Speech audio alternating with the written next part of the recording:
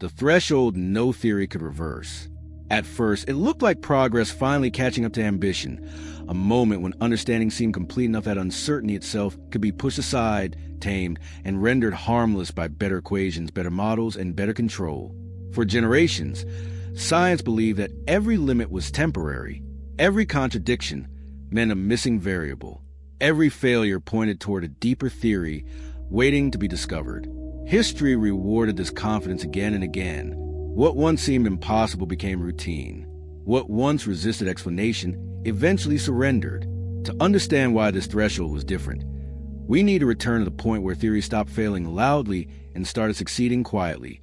So quietly that their success masked a deeper problem. Models aligned with data. Predictions improved. Errors shrank. Everything appeared to be working. And that was the warning. As theories grew more comprehensive, they began closing off alternatives. Competing explanations were no longer explored because they performed worse. Novel approaches were abandoned because they introduced uncertainty. Theoretical diversity narrowed, not through censorship, but through optimization. This was the first reveal. Theories were no longer tools for exploration. They had become filters. Only ideas that fit existing frameworks survived long enough to be tested. Questions that challenged foundational assumptions were labeled inefficient, impractical, or unnecessary. The landscape of inquiry quietly contracted. Then something irreversible happened. Entire systems were built directly on top of these theories. Infrastructure, automation, and decision-making processes embedded assumptions so deeply that questioning them became disruptive. Theories stopped living in journals and began living in reality. At that point, reversal was no longer intellectual. It was structural. Changing the theory now meant dismantling systems that depended on it. The cost of being wrong became too high to tolerate. Doubt became risk. Exploration became liability. The threshold no theory could reverse was crossed the moment understanding became embedded. Because once a theory reshapes reality itself, falsify it does not restore the world it replaced. It only reveals how much has already been built upon it. And that realization carried a weight science had never been forced to carry before. As this threshold settled into place, scientists began to sense that something essential had changed in how knowledge could evolve, because theories were no longer provisional ideas waiting to be challenged, but load-bearing structures holding entire systems upright. When a theory failed in the past, it could be replaced. The world remained flexible enough to adapt. But now, failure carried cascading consequences. Transportation networks, financial systems, medical protocols, and technological infrastructures all relied on assumptions baked deep into theoretical frameworks that could not be casually dismantled. This revealed a deeper truth. Reversibility is not guaranteed by truth. It is guaranteed by flexibility. Once theories become embedded in large-scale systems, even correct revisions become dangerous. Updating understanding risks destabilizing everything built on top of it. Knowledge no longer evolves freely. It must negotiate with reality as it already exists. The conflict sharpened when anomalies appeared that did not fit the dominant frameworks. Instead of prompting exploration, they were smoothed over, averaged out, or postponed. Not because scientists were dishonest, but because disruption carried real costs. Questioning fundamentals threatened stability. This created a subtle bias, not toward truth, but toward continuity. Theories that preserved existing systems were favored. Ideas that implied radical change were delayed, regardless of their merit. Over time, science did not stop progressing, but began progressing along narrower paths, guided by what could be safely integrated rather than what might be deeply transformative. The emotional tension grew as researchers recognized the trap. A theory could be incomplete.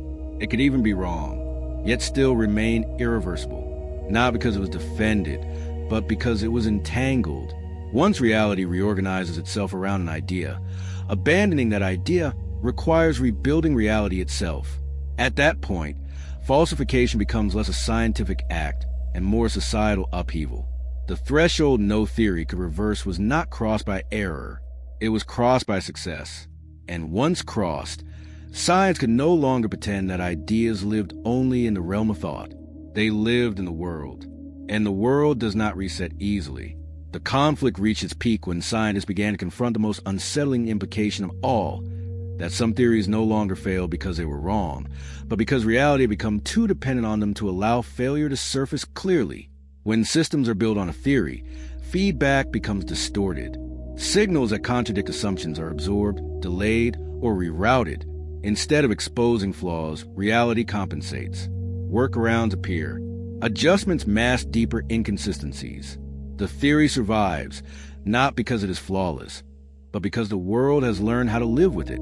This produced a dangerous illusion. The absence of breakdown was mistaken for confirmation.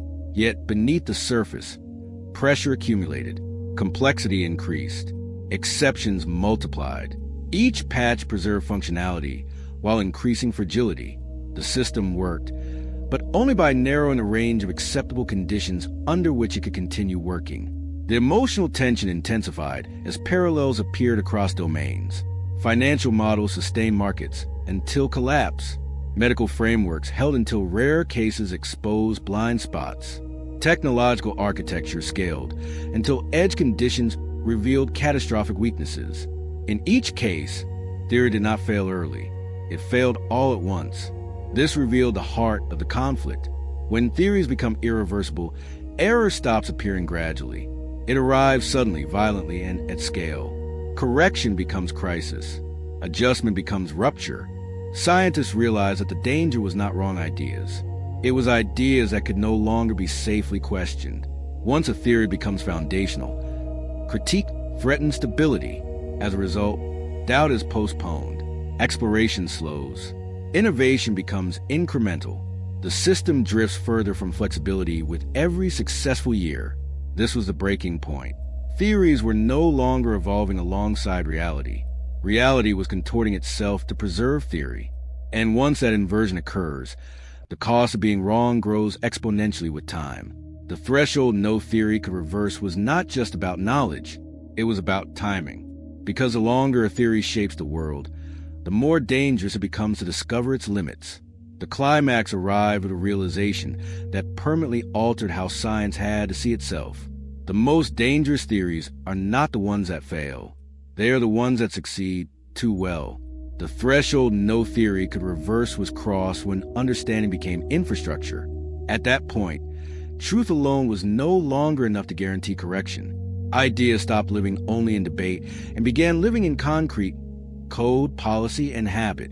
Reality itself became invested in their survival. This reframed the meaning of scientific progress. Advancing knowledge was no longer just about refining accuracy. It was about preserving reversibility, about ensuring that ideas could still be questioned without dismantling the world built on them. The resolution was not pessimism, but caution. Resilient knowledge systems leave room for doubt. They design for revision.